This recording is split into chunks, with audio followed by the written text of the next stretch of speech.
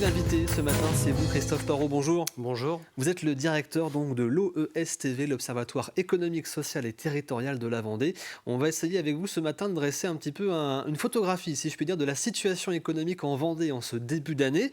Mais avant de parler du département, il faut rappeler que la situation que l'on peut connaître dans le département, elle est bien sûr en lien avec une situation plus large, à la fois nationale et internationale. Exactement. Et je pense qu'aujourd'hui, il faut vraiment parler du contexte international. Il est inédit, il est facteur de grandes incertitudes. C'est un petit peu le retour de l'affrontement entre les grandes puissances. C'est-à-dire la Russie, bon, on l'a vu avec la guerre en Ukraine, la Chine qui nous inonde de ses exportations et dans des domaines sur lesquels avant on ne pensait pas qu'elle pourrait être concurrentielle, on le sait. Et puis on est dans l'actualité avec l'investiture de Donald Trump. Voilà, c'est la fin quelque part d'une gouvernance, d'un multilatéralisme qui s'était construit au sortir de la Deuxième Guerre mondiale. Et là, effectivement, quand on regarde ça, on se dit, et l'Europe dans tout ça? Est-ce qu'on avance ensemble? Est-ce qu'on avance en ordre dispersé? Donc voilà, c'est vraiment structurel pour moi. On n'est pas dans de la conjoncture, c'est un changement structurel qui va nous impacter. Et on a aussi l'épisode politique en France qui rajoute de l'incertitude à l'incertitude. Voilà un petit peu le contexte dans lequel l'économie, et finalement l'économie marche avec la confiance. Donc on a beaucoup finalement de questionnements autour de ce contexte en général. Et c'est effectivement ce que beaucoup de chefs d'entreprise nous expliquent, qu'ils ont un petit peu peur, qu'il y a un manque de confiance en tout cas au vu de la situation actuelle. On va parler d'un élément dont on parle souvent dans l'actualité, c'est l'inflation. Où en est-on sur cette thématique et surtout peut-être rappeler un petit peu ce qu'on entend par inflation, parce que c'est vrai qu'on en parle beaucoup, mais concrètement, qu'est-ce que cela veut dire? Finalement, l'inflation, c'est une hausse généralisée des prix. Et on l'a vu avec une surchauffe de l'économie après le Covid. C'est-à-dire qu'il y a eu une forte demande alors que tout était arrêté pendant quasiment un an. Donc on a eu une hausse de l'inflation. La guerre en Ukraine, ça a augmenté encore l'inflation sur l'énergie. Et puis on le voit sur le graphique. Là, aujourd'hui, on est retombé à 1,3% d'inflation sur un an à la fin de l'année 2024.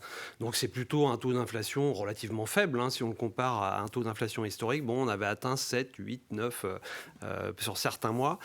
Pour autant, on pourrait se dire les produits sont moins chers, les ménages vont consommer. Et les ménages en France, mais en Vendée également, consomment beaucoup moins. Ils sont très très prudents, ça veut dire qu'ils thésaurisent, ils épargnent. Et puis on pourrait dire aussi, est-ce que les entreprises consomment? Alors, elles consomment notamment par des achats, mais aussi des investissements. Et on le voit comme les ménages, les entreprises commencent à baisser leurs investissements.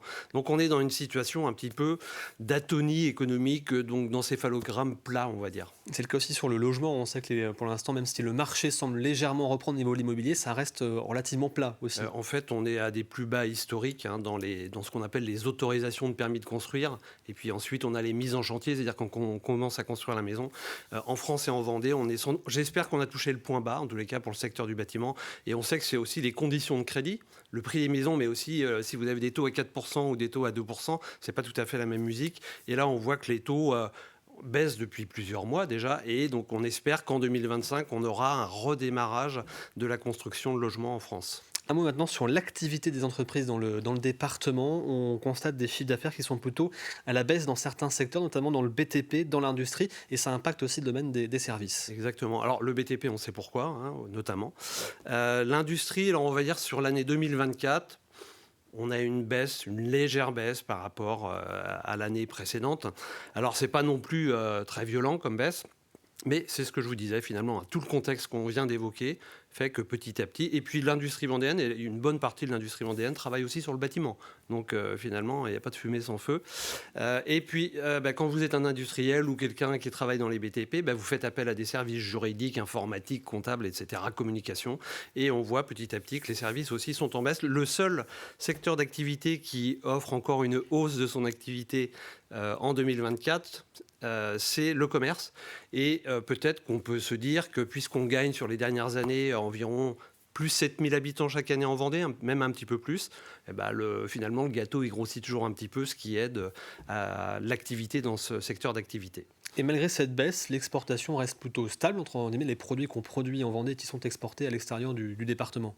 Alors oui, pour l'instant, en fait, notamment dans ce qui est les produits agroalimentaires, notamment des machines-outils, des machines d'usage spécifiques, on a encore des croissances, sauf cette année pour un de nos secteurs principaux à l'exportation, la filière du nautisme. Là, on a une baisse de 34%. Alors, baisse à relativiser puisqu'elle fait suite à des années où les hausses avaient été très très fortes.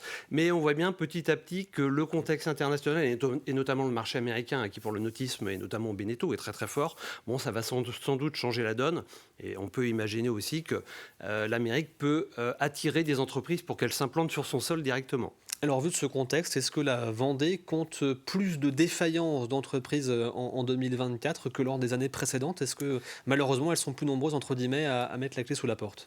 Oui, effectivement, en fait, là, il y a eu une très très forte hausse. Alors, j'ai plus tout à fait les chiffres en tête. Alors, il y a peut-être une infographie qui va m'y aider.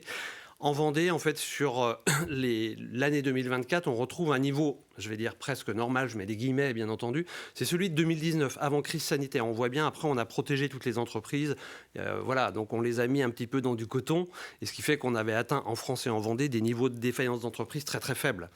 Aujourd'hui, finalement, on retrouve un niveau normal. Alors à la fois, ça veut dire qu'il y a des entreprises qui étaient sans doute peu viables et qui se sont maintenues en activité grâce à toutes les aides qu'on a pu leur apporter, donc qui aujourd'hui mettent la clé sous la porte. Mais il y a aussi des inquiétudes parce qu'il y a des entreprises plus grosses.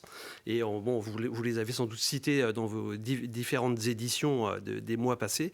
Et on le voit en Vendée, dans le meuble notamment, dans la plaisance aussi, mais on le voit largement en France. Et ça, c'est plus inquiétant. Mais c'est sans doute cette concurrence mondiale, la Chine qui nous inonde de produits très qualitatifs, très technologiques, au même niveau technologique que les nôtres. Donc là, la question est un petit peu plus inquiétante. Mais bon, je pense qu'il faut rester en tous les cas encore mesuré. Un mot justement, suite à tout ce que l'on vient de dire, un mot rapide sur l'emploi en Vendée. Le taux d'emploi reste relativement stable avec toujours un bassin qui fait figure un peu d'exemple où le taux de chômage est le plus bas, c'est le bassin des herbiers. Ah, le taux de chômage, effectivement. En fait, le taux de chômage, on reste à 7,2%, donc on est finalement assez stable. Il y a eu des petites hausses, des petites baisses finalement sur les derniers mois. Et nous avons toujours la zone d'emploi des herbiers Montaigu avec un taux de chômage à 3,8%. C'était un petit peu plus bas, on est en hausse de 0,3 points sur un an, donc on était à 3,5. On n'est pas loin d'un taux de chômage naturel, mais pourquoi? C'est que finalement, on allie beaucoup d'industries, donc avec beaucoup de services qui rendent des services aux industries du bâtiment. Et on le voit en général en France, dans les départements ou les zones d'emploi où il y a beaucoup d'industries, on a moins de chômage. Néanmoins, sur le reste de la Vendée, vous regarderez que tous les taux de chômage de chacune des zones d'emploi sont inférieurs au taux de chômage français. Donc on a toujours, et de façon historique, un taux de chômage relativement bas en Vendée et un taux d'emploi très très fort. Merci Christophe Parot, c'est passé très vite, mais d'avoir dressé avec nous ce matin cette photographie de la situation économique dans le département de la Vendée en ce début d'année 2025.